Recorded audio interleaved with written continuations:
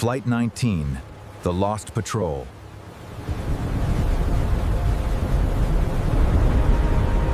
Five planes vanished into the Bermuda Triangle.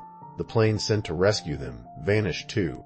December 5, 1945. World War II had ended just 4 months earlier. At Naval Air Station Fort Lauderdale, 14 men climbed into 5 torpedo bombers. It was supposed to be routine, a training flight, nothing more. These men would never be seen again.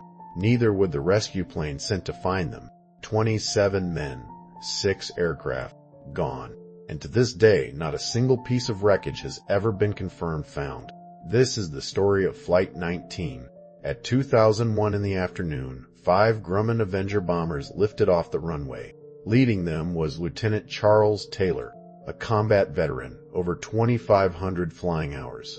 Experienced. Capable. This wasn't his first time over these waters. The mission was simple. Fly east, drop practice bombs on a target known as Hens and Chickens Shoals, then turn north, then turn again and head home. A triangle in the sky, out and back. Nothing they hadn't done before. The weather forecast called for nothing unusual, just scattered showers.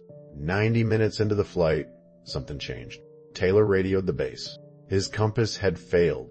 Then his backup compass failed too. He told air traffic control he believed he was over the Florida Keys. He was wrong. He was actually far to the northeast, over the Bahamas, exactly where the flight plan intended.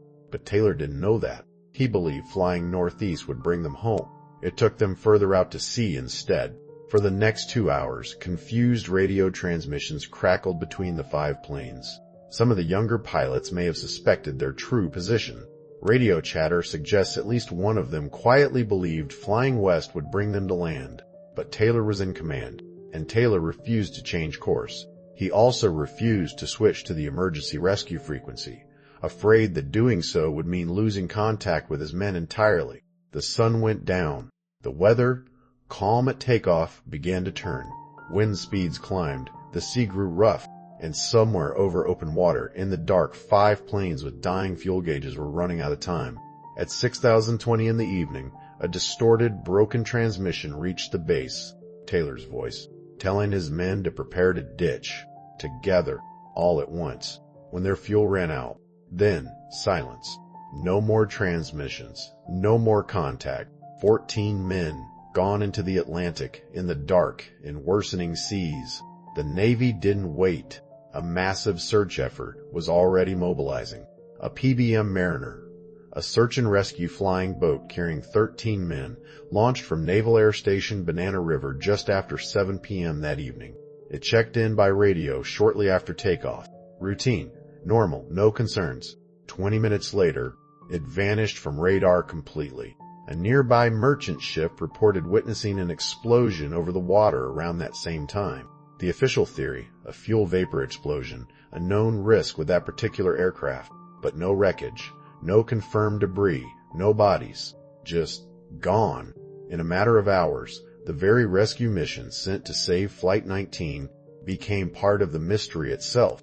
What followed was one of the largest air and sea searches in American history. Hundreds of ships and aircraft. Some reports say over 200,000 square miles of ocean searched.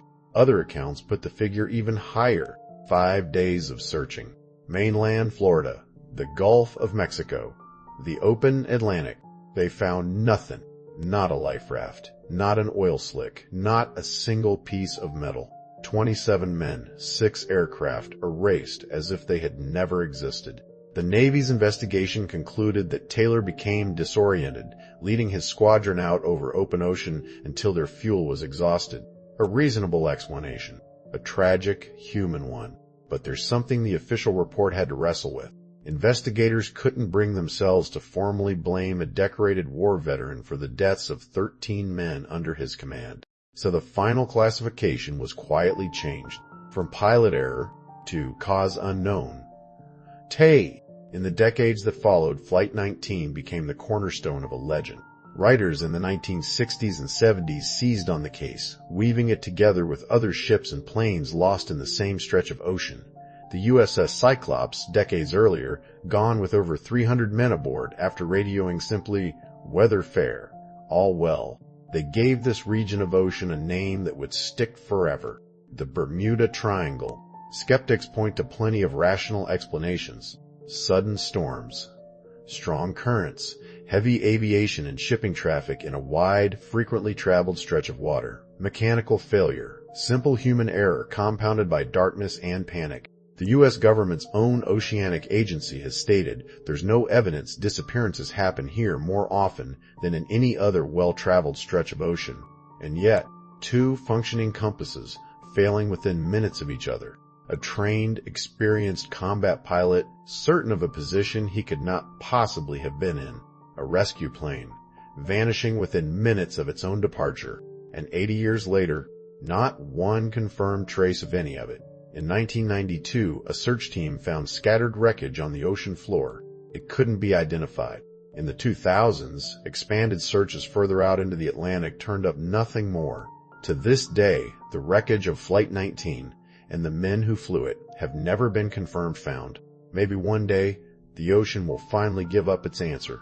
Until then, the Lost Patrol remains exactly what it became the moment it disappeared: a mystery.